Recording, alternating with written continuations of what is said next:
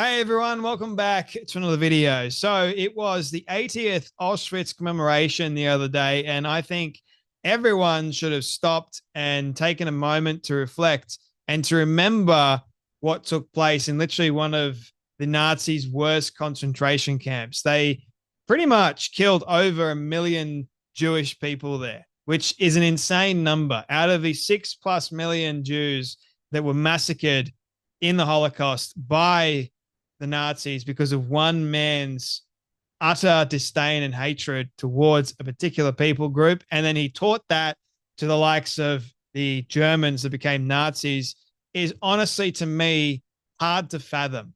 But I'm starting to see in today's society that same hatred towards that same group of people. The Holocaust happened, but I'm seeing a lot of people deny that the Holocaust happened. I'm seeing a lot of people lie. I'm seeing a lot of misinformation being spread about the Jewish people. And it's coming from a lot of popular individuals online, I'll have you know. And that is quite concerning. And also, you're starting to see all these pro-Palestinian dingbats walking around and thinking that they are better than the Jewish people, and their so-called plight is more important than wiping out a T-word organization from Gaza. Like, to me, it's when people want to virtue signal their beliefs and make it out like they're a better person, you should be concerned about that, right?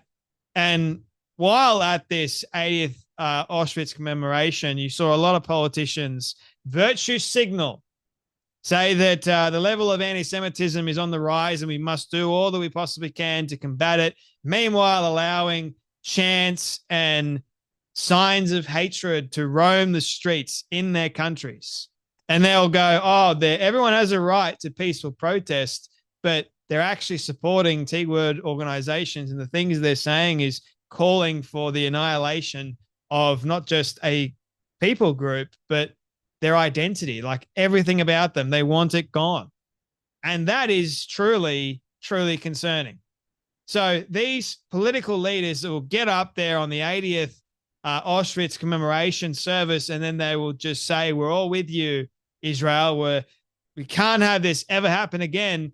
You're allowing it to take hold.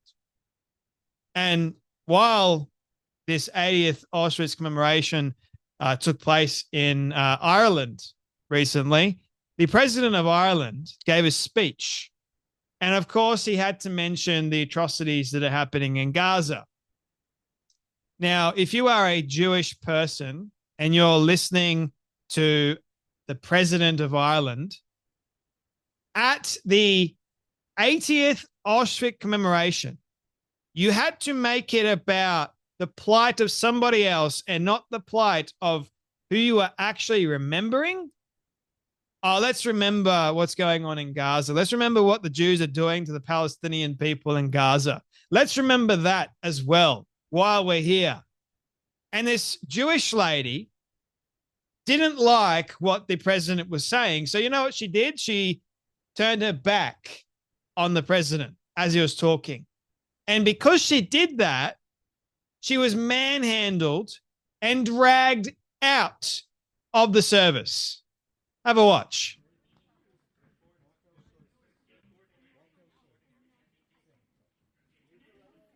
Woman's now on the ground. The security lady is proceeding to grab her, manhandle her, and then drag her, trying to get her out. Meanwhile, everyone is just sitting there like, what are we going to do? We're not going to help this woman at all.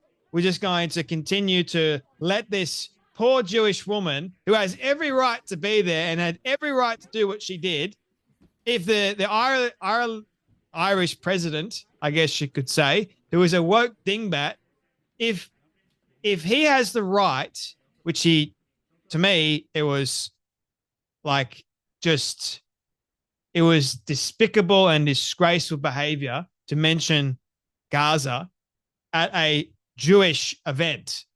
Like, read the room, mate. Seriously. But then to have a Jewish woman thrown out of a Jewish event.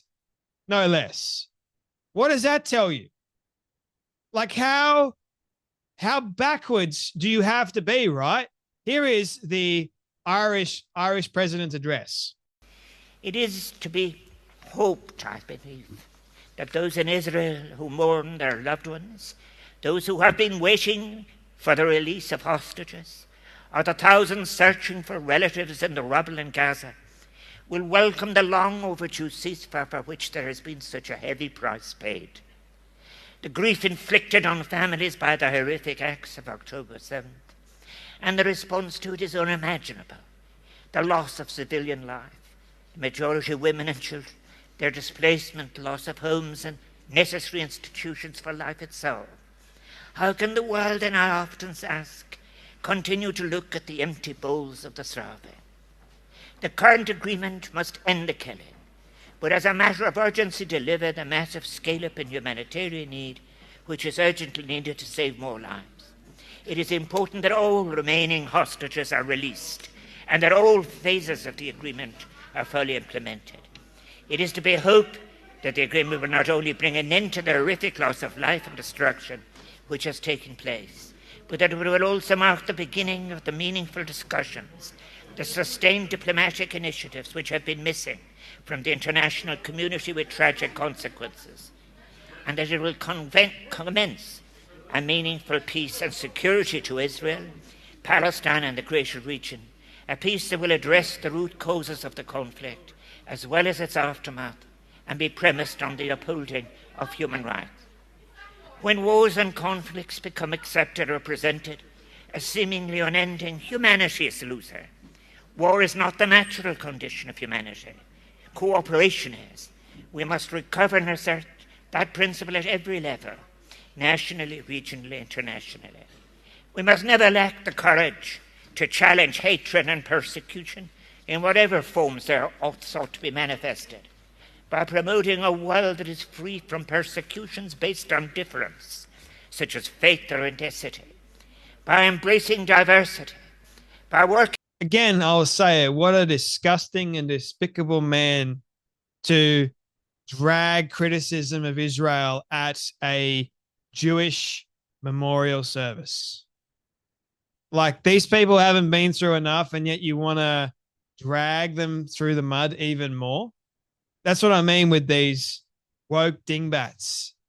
They don't care about the plight of people like the Jews because they hate them. They care more about Palestinians. They care more about their virtue signaling, their political motives. And that to me is disgusting. I'm sick of these politicians. They're trying to toe both sides, but they can't really do that, can they? That's why I like Trump. It's because he stands for something and people know that he stands for something. The president of Ireland, on the other hand, he stands for nothing except for himself and the woke dingbattery that comes along with it, saying, look at me. I am talking about the Jews being massacred by the Nazis, but also the Jews have done horrible things in Gaza. So you don't even go there. But he did. And then threw out a Jewish woman for protesting, no less. And when she tried to resist, they grabbed her and they started dragging her and throwing her out. Geez, that's a scene, isn't it? That's a scene at a 80th memorial service commemorating what happened and remembering what happened at Auschwitz, one of the worst concentration camps the Nazis ever built. Like, they say that anti-Semitism is on the rise, and yet they allow a Jewish lady to be kicked out. Unbelievable. Anyway, my friends, you guys take care, be blessed, and I'll see you all in the next video.